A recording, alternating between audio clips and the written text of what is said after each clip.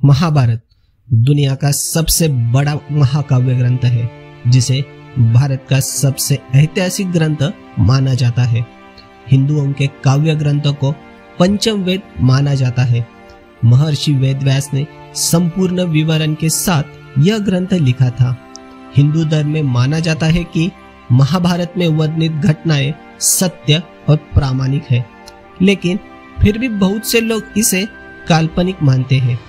इसे धर्म और अधर्म के बीच में हुआ सबसे बड़ा युद्ध माना जाता है, लेकिन महाभारत को लेकर हमेशा ही बहस होती रहती है। आज के आधुनिक इतिहासकार इस पर विश्वास नहीं करते हैं। वही कुछ लोगों का यह अटूट विश्वास है कि महाभारत की घटनाएं वाकई में घटित हुई थी। ऐसी कई सबूत आज भी मौजूदा है, जिसे यह पता चलता है कि श्री कृष्ण ने धरती पर जन्म लिया था और महाभारत भी असली हुआ था। नमस्कार मित्रों, मैं नितिन महाड़ी आप सभी का स्वागत करता हूँ फिर से एक बार एक नई वीडियो में। आज हम आपको इस वीडियो में उन महाभारत के सबूतों के बारे में बताने वाले हैं, जिसे सुनकर आपको भी यकीन हो जाएगा कि महाभारत सच में हुआ था। चलिए हम आपने इस वीडियो को शुरुआत करते हैं, बट अगर उसके पहले आपने अभी तक हमारे चैनल को सब्सक्राइब नहीं किया है तो नीचे दिए गए बेल आइकॉन पे क्लिक करके चैनल को फटाफट सब्सक्राइब कर दीजिए। महाभारत का सबसे पहला सबूत कुरुक्षेत्र की लाल मिट्टी। हम तो यह सभी जानते हैं कि महाभारत का युद्ध कुरुक्षेत्र में हुआ था, जो कि हरियाणा राज्य में स्थित है। कहते हैं उस समय महाभारत का युद्ध इतना भयंकर हुआ था कि सिर्फ युद्ध में बहे खून की वजह से यहाँ की मिट्टी लाल हो गई थी। पुरातत्व विशेष तज्ञों ने भी माना है कि महाभारत की घटना सच है, क्योंकि उस जगह पर तीर और भाले जमीन से पाए गए हैं, जिसकी जांच करने पर यह पता चला कि यह तीर और भाले लगभग 2800 ईसा पूर्व के हैं, जो लगभग महाभारत के काल पे बनाए गए हुए हैं। महाभारत का दूसरा सबूत है अर्जुन का चक्रव्यूह।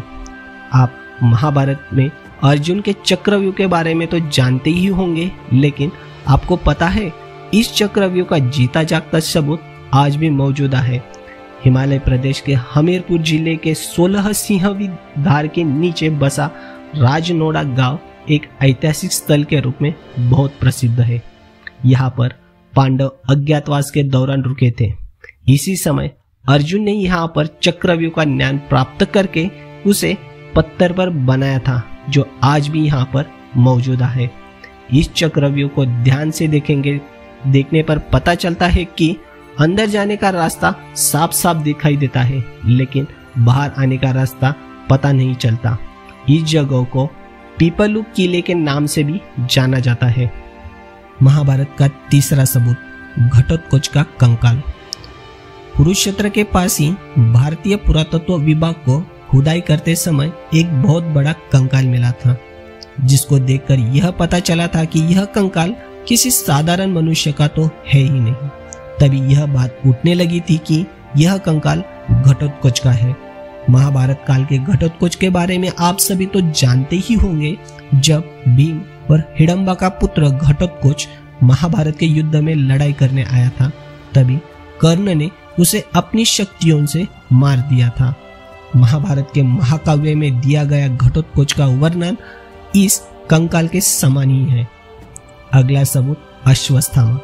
अश्वत्थामा महाभारत की उन सबूतों में से एक है जो इसके साथ होने का वास्तविक सबूत देता है। द्रोणाचार्य का पुत्र अश्वत्थामा। अश्वत्थामा एक अत्याधुनिक बुद्धिमान और प्रभावशाली था। बचपन से ही अश्वत्थामा के माथे पर एक मणि था, जिसके कारण उसे कोई भी हरा नहीं पाया था। इतिहास में कई बार लोगों ने अश्वत्थामा को देखे जाने की बात कही है। इतिहास में तो यही भी लिखा गया है कि अश्वत्थामा ही वो एक था जिसने पृथ्वीराज चौहान को उनका शाब्दिक बाण चलाना सिखाया था। आज भी भगवान शिव का एक ऐसा मंदिर है जहाँ पर अश्वत्थामा रोज सुबह आकर जल और फूल चढ़ाता है। महाभारत का अगला सबूत श्री कृष्ण की द्वारका नगरी। भगवान श्री कृष्ण को द्वारका का राजा कहा जाता है। और महाभारत में इन बातों का सबूत मिलता है। यह नगरी जल में डूब गई थी, यानी पूरा नगर पानी के अंदर समा गया था। आपको जानकर आश्चर्य होगा कि पुरातत्व विभाग को गुजरात के पास ही समुद्र के नीचे एक शहर मिला है और इसके सबूतों से यह पता चलता है कि यह द्वारका नगरी है जिसका वर्णन महाभारत में किया गया है। केदारनाथ का पशुपतिनाथ मंदिर। पौराणिक कथाओं के अनुसार जब महाभारत के युद्ध में पांडवों द्वारा अपने रिश्तेदारों का खून बहा गया था, तब भगवान शिव उनसे अत्यंत क्रोधित हो गए थे। फिर भगवान श्री कृष्ण के कहने पर सारे पांडव भगवान शिव से माफी मांगने के लिए निकल पड़े थे। गुप्त काशी में पांडवों को देखकर भगवान शिव वहां से अदृश्य होकर अन्य स्थान पर चले गए थे। इस स्थान को केदारनाथ नाम के रूप से जाना जाता है। फिर पांडव केदारनाथ भी पहुंच गए थे, लेकिन भगवान शिव उनको आने से पहले ही भैंस का रूप लेकर वहां उपस्थित भैंस के झुंड में शामिल हो गए थे। पांडवों ने तो भगवान शिव को पहचान लिया, लेकिन भगवान शिव पांडवों को आने से पहले ही भैंस के रूप में ही जमीन के नीचे समाने लगे थे। तभी भीम ने अपने बल से शिव को धरती में समाने से रोक लिया। शिव अपने असली रूप में आ गए और उन्होंने पांडवों को क्षमा कर दिया। भगवान शिव का मुंह तो बाहर आया था, लेकिन उनका शरीर केदारनाथ पहुंच गया था। फिर जहां उनका शरीर पहुंचा था वह स्थान केदारनाथ, और जहां उनका मुंह वाला स्थान पता था वह पशुपतिनाथ के नाम से जाना जाता है। यह दोनों मंदिर आज भी मौजूदा है। इसका मतलब महाभारत का युद्ध भी हुआ था। अगला सबूत, लाक्षागृह। महाभारत काल में लाक्षागृह की भूमिका भी एक महत्वपूर्ण मानी जाती है। कौरवों ने पांडवों को जलाने की साजिश के लिए लाक्षागृह का निर्माण करवाया था, लेकिन पांडव सुरंग से निकलकर बाहर आ गए थे।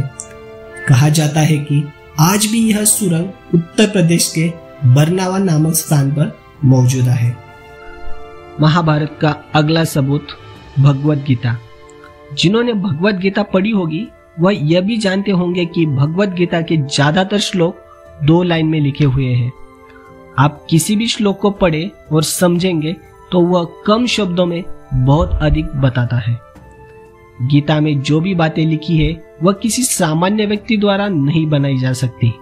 भले ही मानव बुद्धि का कितना भी विकास हुआ होगा, लेकिन आज भी गीता में वह ज्ञान है जो अकल्पनीय है, जिसे सामान्य व्यक्ति सोच भी नहीं सकता, जिसे सिर्फ भगवान ही बता सकते हैं।